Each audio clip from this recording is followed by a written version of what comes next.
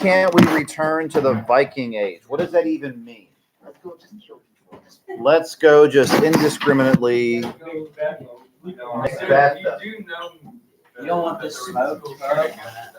No. Yeah, there was. Yeah. Where? Oh, yeah, Michigan. Michigan. Yeah. 3 kids are dead. 16. 16 now? It's terrible. Man. Somebody's watching. Who's watching? I don't know, but somebody's watching my YouTube channel. Are you serious? Yeah, it says 1. Hello. Live streaming is the easiest way to do it. Oh, So someone is in study hall and bored. I'm gonna be there. I mean, how bored? Oh, he's logged off. I've mocked him enough now. Hey, wait. Did you go live on like 8th period? No. Live 8th Hey, period, so listen. Do you go live on YouTube? What's that, Terrence? Do you go live on YouTube, like live stream on YouTube? How many subscribers do you have? I'm just recording it because Smith asked me to. You see the problems you're causing me, Joseph? Now, these things on the board are called what? How many subscribers do you have? I don't know. I don't care. Channel. 16. It's my Catholic high account. Okay. I've got the 4 temperaments on the board. Listen to me. This is a part of class where we pretend that I'm teaching you and that you're learning things. Okay? What? What the heck, dude? I've been shaving like the entire I month. just now noticed it. That's even too. It's also December. It's also December. I didn't last. So, according to the theory of the humors, we all have these chemical balances in our bodies that cause us to have a certain temperament. Has it ever occurred to you that saying he lost his temper means the same thing as he has a temper? And that doesn't make sense. The original saying would have been he lost his temper, meaning he lost his temperament. So people believe that based on what you ate or drank, I mean, hot stuff, cold stuff, dry stuff, wet stuff, it would affect the chemical balance in your body. Okay? Now, it's not imperative that you know these 4 things, but it is interesting. So I'm just going to tell you, a choleric individual, this is all about bile, really. Like black bile, yellow bile, it's not scientific, okay? But a person who is choleric, his personality is to be very decisive. Choleric individuals make really good leaders. They don't get wrapped up in emotions. They just do. Okay? A lot of the great generals in history, like Julius Caesar, was a choleric individual. They're also incredibly punctual. And by punctual, I mean, let's say that you're supposed to be there at 7 o'clock. If you're you're probably choleric if you're a guy who says, we got to be there at 7, and you show up at 6:50 and feel like you're running late. Okay? Now, the downside, there's a pro and a con to each. The downside of choleric personality is that if you're choleric, you probably tend to get really frustrated with other people who don't move as quickly or make decisions as quickly as you, or don't show up on time like you do 10 minutes early. Okay? I've got phlegmatic up there next, except I forgot the L, and no one told me through 2 periods. Phlegmatic. Phlegmatic. Phlegmatic as in phlegm. Okay? A phlegmatic individual is slow moving, slow to change. Okay? I told first period a story about my mom. God bless her. Love you, Mom. We had a dog, like many families. We had a dog and a cat, which meant that she kept one of those like child gates up, so the dog couldn't get into the cat room where the cat food and the litter box was. And we don't want them eating her poop, right? So she has to put the dog down. my brother comes over and she tells my brother, well, I think I got to put the cat down. My brother goes, why? She seems okay. And Mom says, well, she's getting old and she can't jump over the gate anymore. My brother goes, the dog's dead. Why do you have the gate up? The cat's so used to the gate, I'm just afraid it would mess her up psychologically if I put it away. So you're gonna put the cat down because you don't want to screw with her psychologically. Mom, why don't you raise the gate so the cat can walk under it? Oh, that's a good idea. That's what she did. Slow to change. She didn't kill the cat? No, the cat was like 17 when she died. The cat lived a long time. And Mom has since put down another cat, which was 16. So we got some long-lived cats. So she's phlegmatic. She's slow to change. But if a phlegmatic person tells you that she's going to do something, then it's going to be done and thorough. So you are phlegmatic. If you don't like change, but you are very thorough with what you do. And your yes means yes, and your no means no. And if someone tells you to be there at 7 o'clock, then you are there at 7 o'clock on the dot. Sanguine. What about the con? The con is super slow and doesn't like change. Yeah.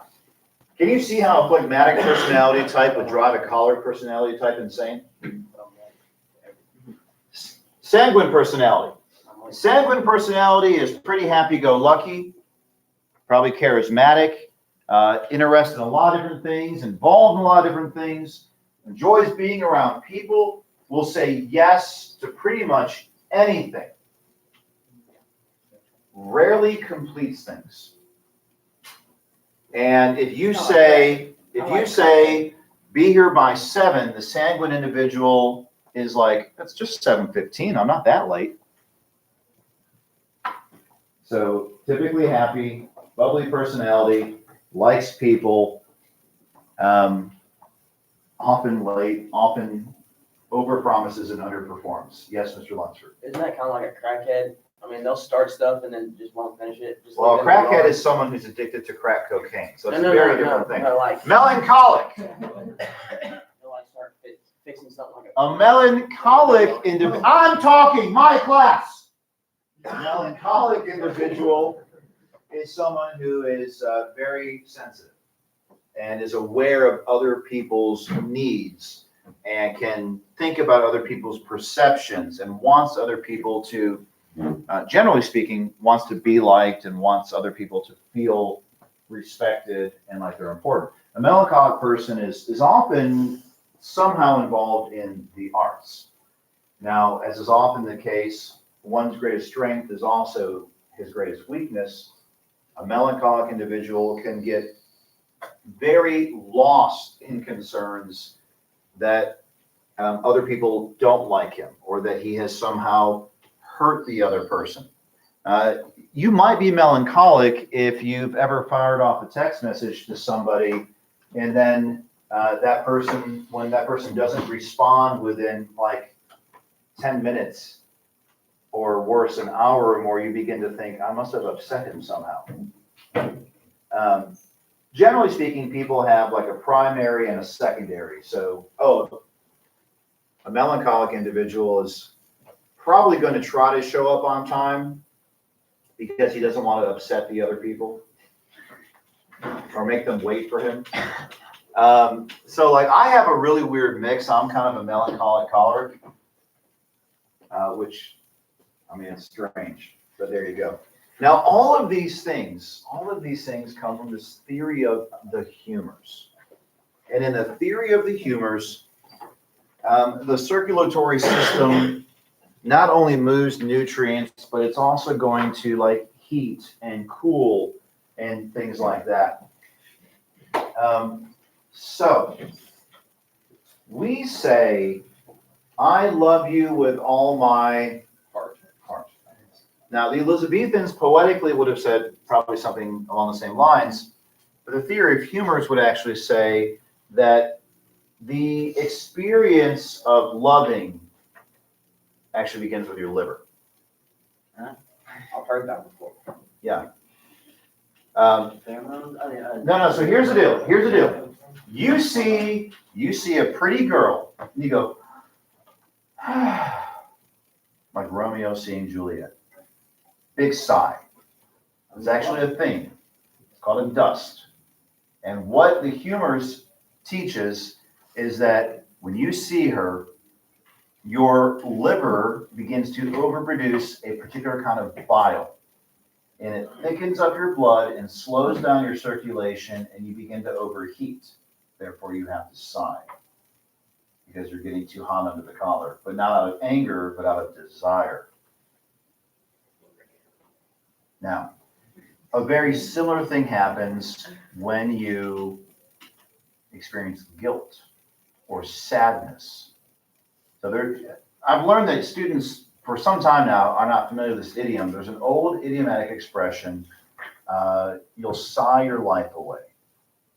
Have any of you ever heard that? Okay. So yeah, if I was acting like mopey or depressed when I was a teenager, my parents might say that to me. You'll sigh your life away. Now, the origin of it is this idea that every time you sigh, you burn up a drop of your blood. So you really literally could sigh your life away. That'd be bad. All these things are connected to your liver. Finally, the male-female dichotomy. Now, while it may not hold any truth, if you had to recognize one as active and violent and the other as passive and submissive, which one do you think of as active and violent? Male or female? Male. And which one do you think of as passive and submissive? Female. Yeah. Which one would be more likely to be afraid to act? Female. Okay. Well, now we'll take all of this stuff and bring it back to Act 1, Scene 5. And we were actually on page 190 when we gave up yesterday.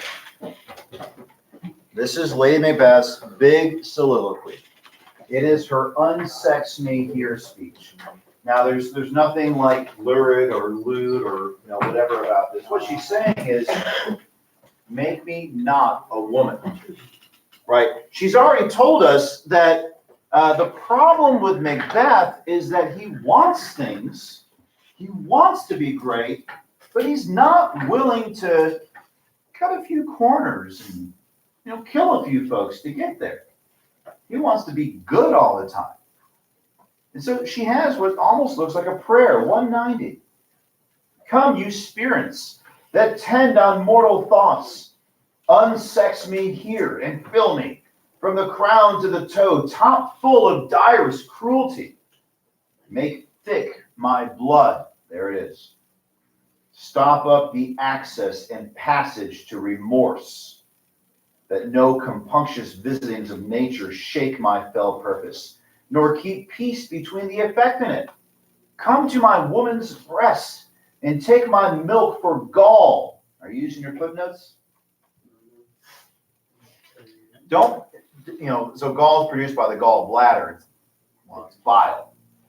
Again, so get rid of the milk of kindness and give me bile instead, bitterness.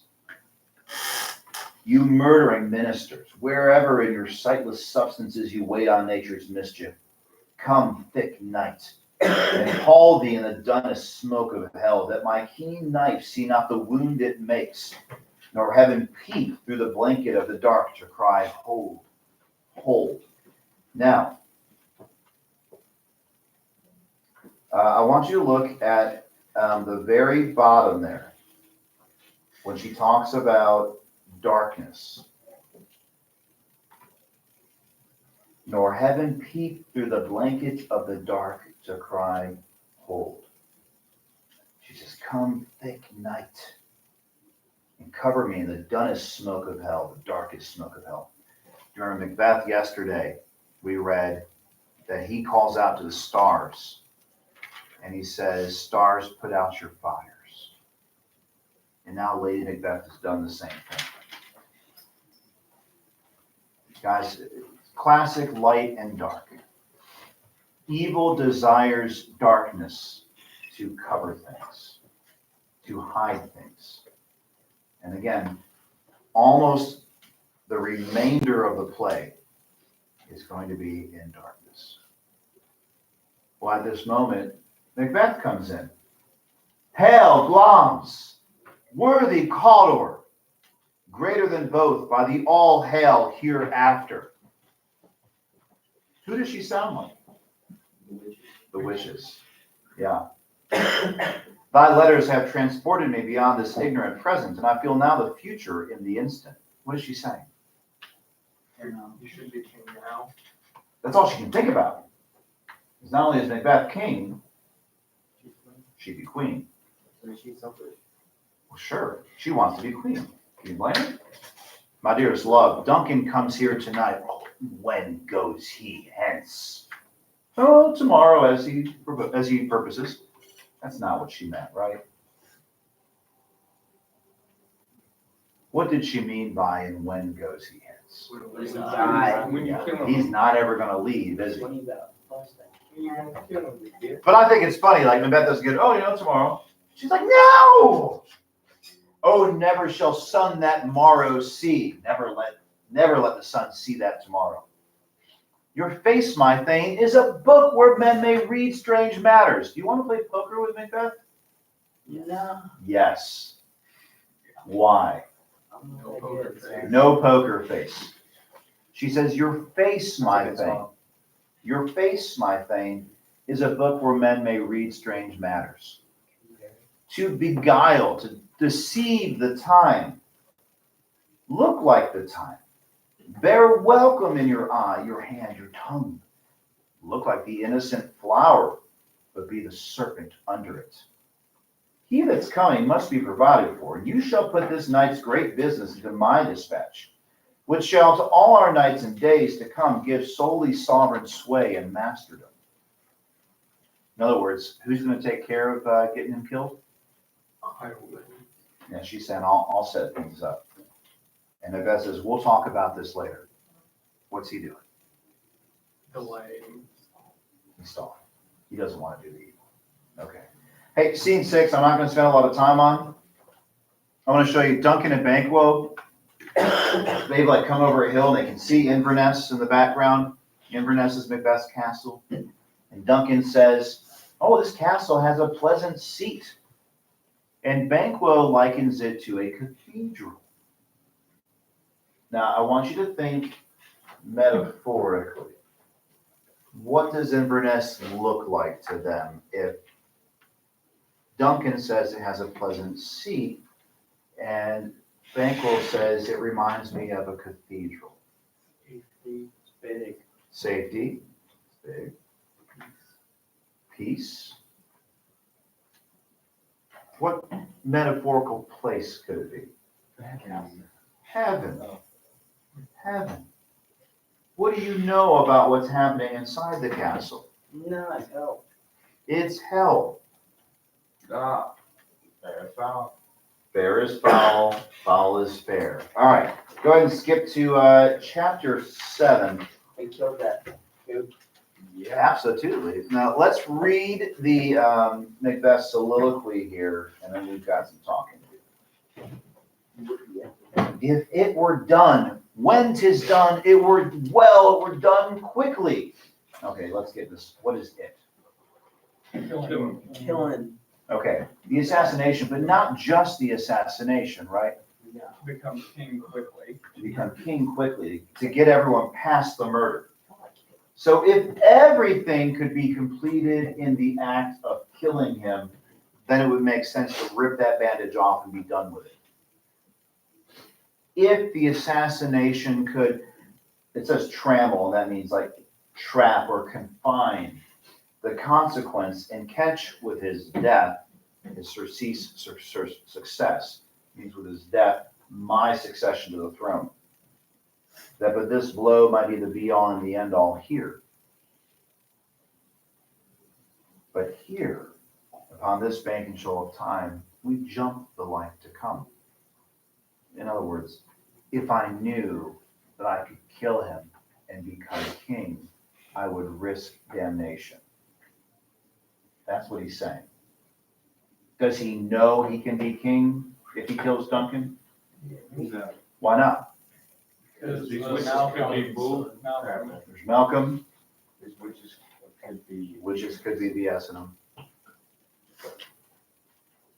Well, he's gotta convince a bunch of knights and barons and go, hey, I'm the best king. That's exactly right. And you're gonna kill the king in your house?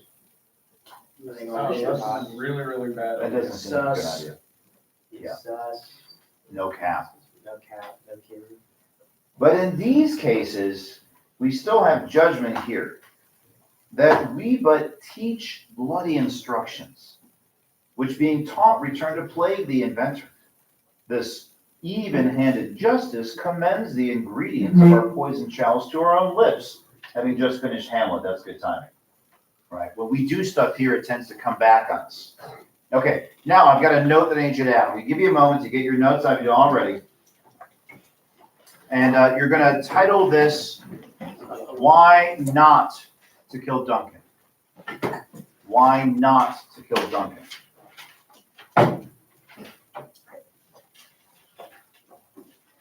And you're going to have 5.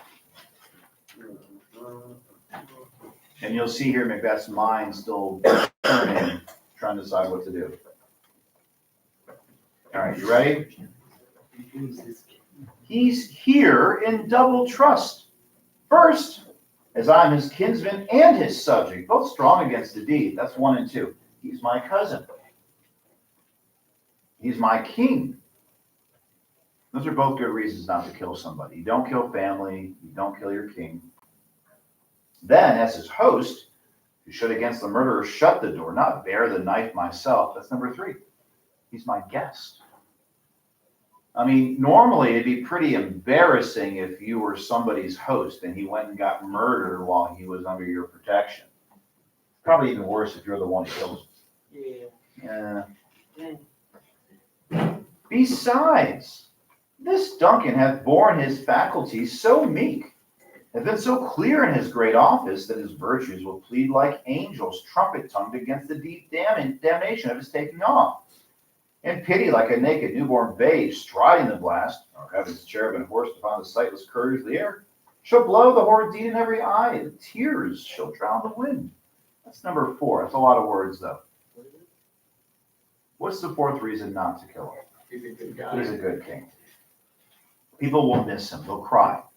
He's a good king. So he's my cousin. He's my guest. He's my king. He's a good king. And number 5. I have no spur to prick the sides of my intent, but only vaulting ambition, which o'erleaps itself and falls on the other. That's what's the only reason Macbeth has to kill Duncan. To become king. Ambition, to become king. I'm not super worried about the phrasing, okay? So, but you get the idea. So we see he's basically decided not to do it. Lady Macbeth comes in. How now? What news? He has almost supped. Why have you left the chamber? So he's not in the banquet hall. Has he asked for me? Well, know you not he has. We will proceed no further in this business. He hath honored me of late, and I have bought golden opinions from all sorts of people, which would be worn now in their newest gloss, not cast aside so soon. Was the hope shrunk wherein you dressed yourself? Hath it slept since, and wakes it now to look so green and pale at what it did so freely? From this time such I account thy love. Art thou afeard to be the same in your own act and valor as you are in desire? Wouldst thou have that which thou esteemest the ornament of life, and live a coward in thine own esteem, letting I dare not wait upon I would? That means always saying, I would, but I dare not. Yeah, she's going to call him out hard here. What we're going to find, let me just do this now. We're going to find out that basically she wears the pants in this family. I asked you that male-female thing earlier because, on the one hand, Macbeth and his wife are basically equals, and that is different from most couples in the time period, so it's good. But what we're seeing here is as bloody as he is on the battlefield, he wants to be good off the battlefield. But he does have something within himself that can be pushed. And that's the button his wife is now pressing. So she says, on the next page, when he says, look, I am a man, she's going to call him out. What beast was it then that made you break this enterprise to me? You know what she's asking? Why don't you tell me if you're not going to do it? When you durst do it, then you were a man. And to be more than what you were, you would be so much more the man. Neither time nor place did then adhere, and yet you would make both. They have made themselves, and that their fitness now doesn't make you. I have given suck, and know how tender it is to love the babe that milks me. So she's talking about nursing a child. Okay? So kids are not mentioned throughout this play with the exception of this scene. But it looks like at the very least she's given birth and maybe she lost the baby. Like he died before he got much older. But watch what she says. She says, I know what it feels like to have an infant nurse on my own breast. I would, while it was smiling in my face, have plucked my nipple from his boneless gums and dashed the brains out, had I so sworn as you have done to this. What do you think about Lady Macbeth? She's crazy. She's a bitch. That's, I think Macbeth can do better. Well, Macbeth is pretty impressed. If we should fail, but screw your courage to the sticking place and we'll not fail. Are you guys Hamilton fans? Yeah, he's on the channel. None of you? Okay. When Duncan is asleep, whereto the rather shall his day's hard journey soundly invite him. His two chamberlains will I with wine and wassail so convince that memory, the warder of the brain, shall be a fume, and the receipt of reason a limbic only. When in swinish sleep their drenched natures lie as in a death, what cannot you and I perform upon the unguarded Duncan? What not put upon his spongy officers who shall bear the guilt of our great quell? Oh, bring forth men children only, for thy undaunted mettle should compose nothing but males. Will it not be received when we have marked with blood those sleepy two of his own chamber and used their very daggers as they have done it? Who dares receive another, as we shall make our griefs and clamor roar upon his death? I am settled, and bent of each corporal agent to this terrible feat. Away, and mock the time with fairest show. False face must hide what the false heart doth know. What is Lady Macbeth's plan? We're gonna get the guards drunk, and then when they're passed out, we're gonna take their daggers, kill him, give their daggers back to him, and like, oh, they were drunk and they killed the king. And the oh so sad that the king is dead, but we're gonna go for the king. Right, the great clamor. That means they're gonna make a big stink about it. Oh my God, I can't believe it happened in my own house. No one will suspect it. What's that against? Like it's not obvious. Look like the guards. I don't know, that's the plan. Honestly, I can go wrong. Plans always change past the first engagement. Well spoken. Act 2. We get Banquo's kid.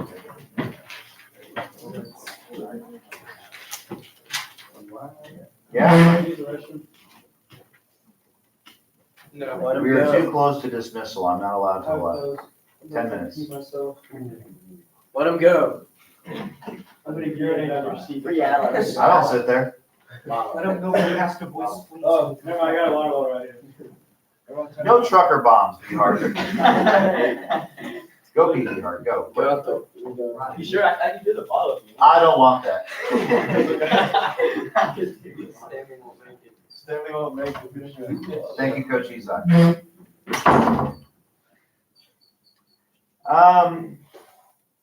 You. Yeah. Right.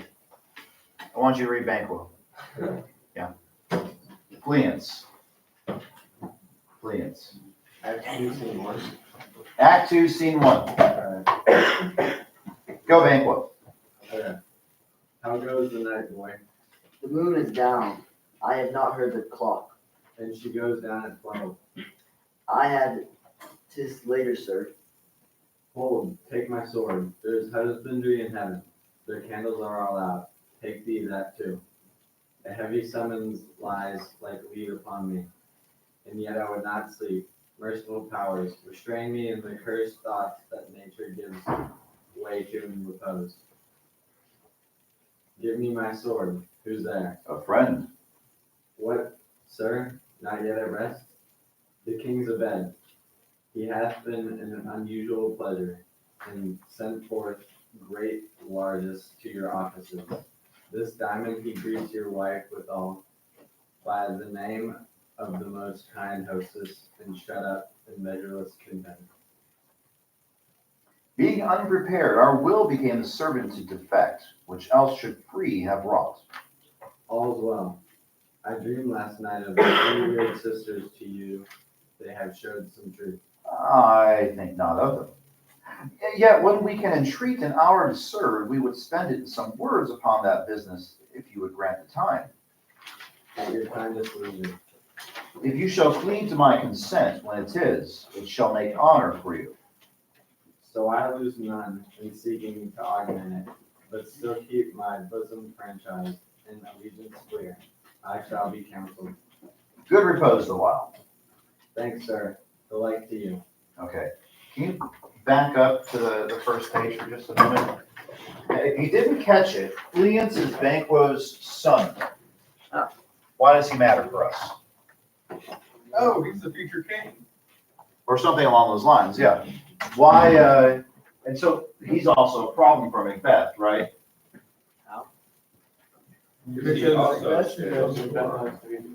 Right. Now, how about this? Banquo notices when he says there's husbandry in heaven, what he's saying is it looks like heaven's trying to save its money or save its candles. There are no lights. It's so dark. It's a weird way to say it. That's what he's saying.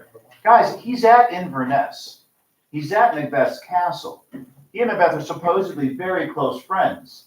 And yet when he hears someone coming, what does he ask for? His sword. His sword. He does not feel as easy about things as, say, for example, Macbeth does.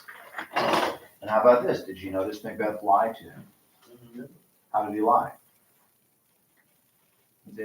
I think not of them. Oh, yeah, I really haven't thought about them at all. But I'd love to talk to you about them later. And Banquo says yes. Now, if you look at the top of 198, I don't know if you would have caught this. Macbeth says, when we talk about them, if you cleave to my consent, if you do what I'm going to ask you to do, there will be honor in it for you. What does that maybe sort of sound like? Like a bribe. Which, if Macbeth becomes king, would be in his abilities, right? But Banquo's response, so long as I don't lose any honor and keep my conscience clear, I'll do it. Probably not the answer Macbeth wanted. Okay. Now, this next soliloquy is among the most famous of Macbeth's. He tells the servant, "Go bid thy mistress when my drink is ready that she strike upon the bell. Get thee to bed." Why does he want her to strike upon the bell? Change the time. Make him go to bed earlier. The bell rings at midnight, right? What do you think? Now, so what he's saying is, tell her that when my drink is ready, to alert me with the sound of a bell. Let me just go ahead and tell you that he doesn't need the bell to know his drink is ready. At least not the drink he's going to quaff. What's the bell for? What does the bell tell him? It's time, it's poison. It's, what do you mean it's time? It's time to kill the king, or I get the servants drunk. The servants are drunk and passed out. Okay. So listen, several years ago, I read what I thought was a really cool book about, it was a nonfiction. It was about a lady who got her master's degree and decided to go teach. She wanted to teach Shakespeare to prisoners in a supermax. Yeah. And I'm talking about like, these guys could not be in a room with her. They were moved from their cell to a cell where she could sit in the hallway and have cells around her. And we're not talking about like bars, like they had just a door that they could flip open and they could look through to see her. It's where they would put their hands to get their handcuffs put back on, you know, or where they could get food, things like that. She couldn't even give them complete copies of one play for fear that they could use that paper to create some kind of rudimentary shank. Right? So she could give them, if you've ever had a paper cut, I mean, if you're desperate enough, you could do some crazy things. I mean, the paper cut was kind of a joke, but you really could do something with a book. So she would give them a scene at a time. And I think she started with Macbeth. And so one of the guys who was in there was in his 30s, and he'd been in there since he was about 19. Wow. And he had like a decision made in a 20-second period of his life did him in. He got life in the supermax, was supposed to be executed, killed a guy. And it wasn't planned or anything like that, wasn't premeditated, but killed a dude. And so he was living in like a 5x10 enclosure for life. And he talks a lot about that. So again, the book is really his perspective and how Shakespeare saved his life. So she would give them a scene at a time and come back the next week to talk about it. And those murderers, those prisoners, they understood this. Think about Macbeth's mental state. He wants to be king. He does not want to kill Duncan. He wants to be good. He has to kill Duncan, he thinks, if he wants to be king. So he's by himself. And if you've ever struggled with a decision, you get this. Except now he starts seeing things. Is this a dagger I see before me? The handle toward my hand? Come, let me clutch thee. But he can't grab it. I have thee not, yet I see thee still. Art thou not, fatal vision, sensible to feeling as to sight? Or art thou but a dagger of the mind, a false creation, proceeding from the heat oppressed brain? I see thee yet in form as palpable as this which now I draw. He pulls out his own dagger. Thou marshallest me the way that I was going. This dagger he's imagining is leading him to Duncan. And by the way, I don't care whether you think he actually sees a dagger or is just kind of talking to himself about it. Like, because he knows he is the dagger. It doesn't matter. You interpret that how you will. In such an instrument I was to use. Mine eyes are made the fools of the other senses, or else worth all the rest. I see thee still, and on thy blade in dungeon gouts of blood, which was not so before. There's no such thing. It is a bloody business which informs thus to mine eyes. Now o'er the one half world nature seems dead, and wicked dreams abuse the curtained sleep. Witchcraft celebrates pale Hecate's offerings, and withered murder alarum by a sentinel, the wolf. Your attention, please. We'll finish that tomorrow. Report to the office immediately after the bell.